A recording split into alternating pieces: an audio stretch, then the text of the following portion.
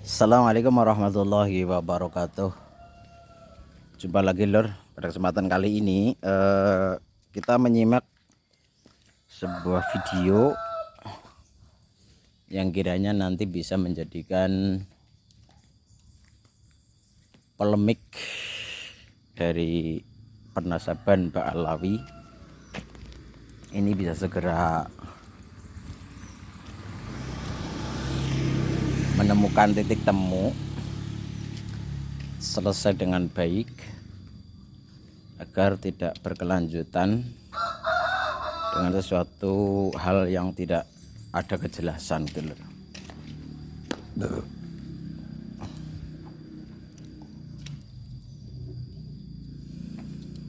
Adanya tanggapan dari Bapak Nasaruddin Umar sebagai yang pada kesempatan periode kepemimpinan Bapak Presiden Prabowo Subianto dipercaya sebagai Menteri Agama ya, memberikan solusi ataupun jawaban yang disampaikan oleh Bang Haji Romai Rama pada podcastnya. Negara tidak akan ikut cawe-cawe dengan permasalahan tersebut, namun ada yang lebih berhak untuk memberikan fatwa, yaitu MUI. Maka dari itu kita berharap sebagai orang yang ada di akar rumput, yang mengikuti pergerakan dari polemik nasab yang diklaim oleh golongan Ba'alawi, yaitu nasab suci Rasulullah Shallallahu Alaihi Wasallam, kita berharap dari MUI bisa menanggapi dengan serius ataupun bisa memberikan fasilitas kepada kedua belah pihak, yaitu Kiai Haji Imaduddin Usman Al-Bantadi dan kawan-kawan, dengan Robitoh Alawiyah ataupun perwakilan dari Robitoh Alawiyah yang memang betul-betul di situ kompeten di bidangnya, yang pada akhirnya nanti polemik yang dikhawatirkan akan melebar ke mana-mana ini bisa segera selesai, ada keputusan, ketetapan yang disampaikan oleh lembaga di bawah pemerintah. Jadi harapan kita adanya polemik ini segera selesai, jangan sampai terjadi sesuatu hal yang tidak diinginkan antar anak bangsa. Walau bagaimanapun kita menyadari dan kita pun memahami bahwasanya klan-klan Ba'alawi banyak yang kelahiran di Nusantara dan sudah diakui sebagai warga negara Indonesia, apalagi sesama muslim. Kiranya semua ini adalah harapan kita ya. Tidak ada dari saudara-saudara kita semua sebangsa setanah air yang mengharapkan adanya kegaduhan, adanya polemik nasab ini melebar menjadi sesuatu hal yang tidak baik, apalagi sampai terjadi anarkisme. Tentu itu tidak diharapkan. Karena yang kita harapkan adalah dengan adanya polemik nasab ini adalah kemaslahatan untuk umat Islam khususnya. Jangan sampai terjadi lagi ada orang-orang yang mengklaim sebagai keturunan Rasulullah Shallallahu Alaihi Wasallam, namun tidak bisa membuktikan secara ilmiah dari sisi silsilah ataupun manuskrip catatan, dan dari segi tes DNA. Jadi kita harapkan MUI bisa menjadi wasilah perantara usainya polemik nasab tersebut. Oke Layar, kiranya semua sepakat harus seperti itu ya. Semoga apa yang disampaikan oleh Kiai Haji Nasaruddin Umar sebagai Menteri Agama ini bisa disikapi dengan bijak dari seluruh elemen, baik itu dari klan Ba'alawi ataupun dari pihak Kiai Haji Maduddin Usman Al-Bantani, bisa duduk bersama untuk kemaslahatan umat, untuk kemaslahatan bangsa Indonesia. Jangan sampai terjadi lagi orang-orang yang mengklaim sebagai cucu Rasulullah ini memperlihatkan watak perilaku jauh dari uswah Rasulullah Shallallahu Alaihi Wasallam,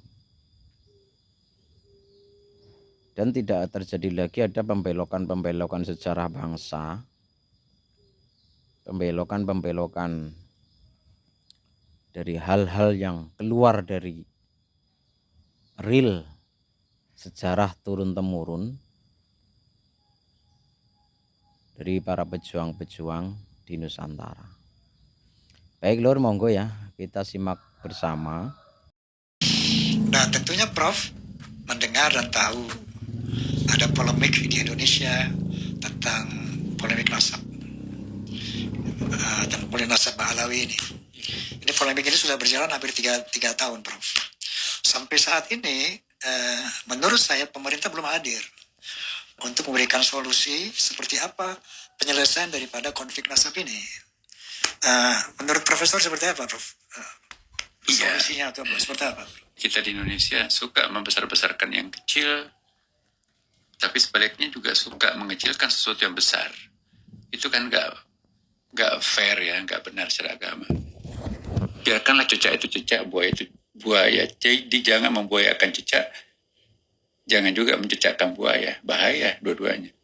Jangan mengharimaukan kucing dan juga jangan mengkucingkan harimau. Dan itu bahaya. Kalau saya pribadi, mau nasabnya apa? Inna akramakum indallahi atqakum. Jadi seorang yang berketurunan Nabi sekalipun, kita nggak boleh membangga-banggakan nasab itu. Tapi juga sebaliknya, kalau memang faktanya itu adalah nasabnya dari Rasulullah SAW, ya secara genetik ya, ilmu genetik itu mengatakan bahwa genetiknya Rasulullah itu sampai turunannya itu kan ada DNA-nya berkesinambungan. Ya, saya kok yakin ya bahwa kalau genetiknya Rasulullah itu ada efeknya, ada pengaruhnya. Kita juga menghimbau kepada habaib kita ya, kita juga jangan mengeksploitasi status nasab itu menjadi seolah-olah aku lebih baik daripada Anda. Karena ada ayatnya kan, inna akramakum indallahi atqakum. Ya, lafaz dari Arabiyin. Tidak ada keutamaan orang Arab di antara orang yang lain ya kan. Jadi bagi kita semuanya di sini, kita hormati orang. Siapa yang spiritualitasnya itu mirip dekat dengan Rasulullah. Saya, Bang Roma, saya pribadi tidak ada nasabnya langsung dengan Rasulullah. Tapi saya ingin sekali nasab spiritualitas saya itu dekat dengan Rasulullah. Apa artinya nasab biologisnya dekat? Tapi kalau perilaku kita seperti Abu Jahal, Abu Lahab, tabat yada Abi Lahabin wa tab. Saya bukan bernasab Rasulullah, tapi saya ingin menjadi nasab spiritualnya Rasulullah. Kan dalam Quran juga ada kan. Kanaan itu, anak, jangankan nasabnya, anak biologisnya Nabi Nuh. Ya. Sementara yang naik di perahunya itu hanya nasab spiritualnya yang naik di perahu kan. Anakku naiklah di atas perahu. Apa kata Quran? Innahu laisa min ahlika. Itu anak biologismu. Tapi sesungguhnya laisa min ahlika itu bukan nasab spiritual. Malah yang selamat itu kan adalah nasab spiritual itu. Ya kan? Jadi anak kandung sendiri itu tenggelam. Yang selamat itu adalah nasab spiritual itu. Nah, ini mengingatkan kita kebenaran ayat, ya, inna akramakum minallahi atqakum. Nah, itu. Baik, Prof. Jadi memang yang Prof katakan tadi, sadaqallahul azim wa sadaqar rasulul karim. Cuman masalahnya begini, Prof. Ini sampai detik ini polemik ini berkembang, terus bergulir, bahkan sampai kepada ada indikasi-indikasi mereka tuh mau menjajah Republik ini. Seperti kalau kita lihat di media sosial kan, bahwa kalau tidak ada Ba'alawi, Indonesia tidak merdeka. Yang memerdekakan Indonesia adalah Ba'alawi dan sebagainya. Begitu diteliti oleh seorang Kiai Haji Imaduddin Utsman, ternyata secara sejarah, secara nasab, Ba'alawi tidak terkonfirmasi sebagai turunan Nabi. Begitu juga dari ilmu DNA tidak terkonfirmasi. Nah, sampai saat ini belum ada sebuah lembaga yang netral, artinya menengahi gitu, bahwa prinsip orang yang memprotes itu adalah ada suatu quote and quote, suatu bahaya, di samping bahaya menghegemoni secara spiritual, ada upaya hegemoni secara politik gitu loh. Nah, ini sudah terkonfirmasi sangat jelas.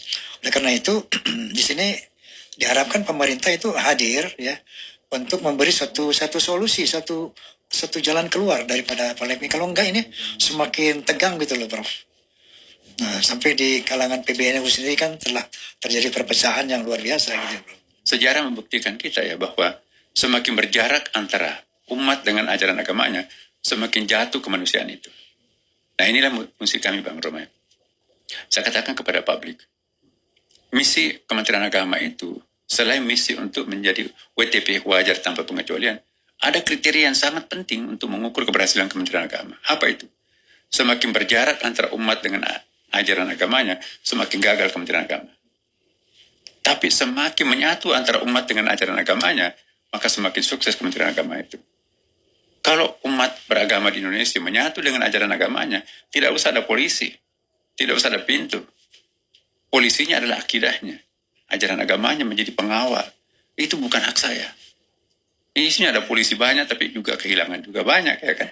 Kenapa? Berjarak antara pemeluk dengan agamanya. Nah, tantangan kita ke depan, Kementerian Agama ini, bagaimana mendekatkan antara umat dengan ajaran agamanya. Kalau ini dilakukan, Masya Allah, agama apapun kalau kembali kepada agamanya, tentu tidak ada agama yang menghalalkan korupsi. Semua agama menganjurkan untuk menjunjung tinggi hak asasi manusia. Ya, Masya Allah, tabarakallah.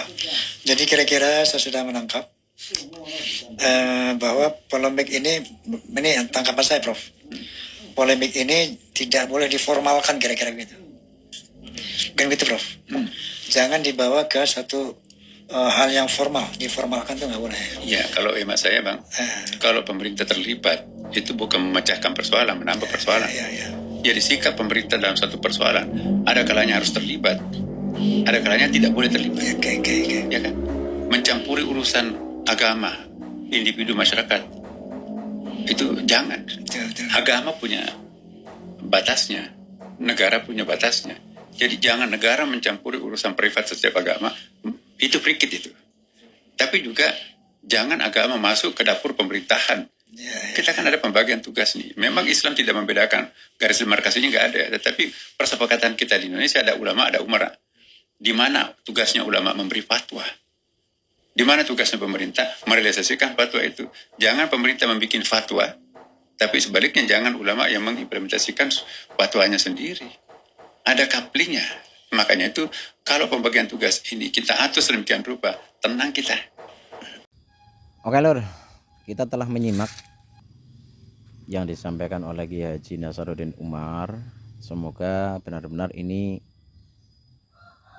mendapatkan perhatian dari MUI untuk segera mengambil langkah terbaik demi kemaslahatan umat, demi kemaslahatan bangsa Indonesia, demi kerukunan, demi kedamaian, demi kebersamaan untuk menuju Indonesia lebih baik, Indonesia emas, Indonesia yang lebih jaya, Indonesia yang lebih bermartabat. Demikian, terima kasih, semoga semuanya ada manfaatnya. Mohon maaf. Assalamualaikum warahmatullahi wabarakatuh.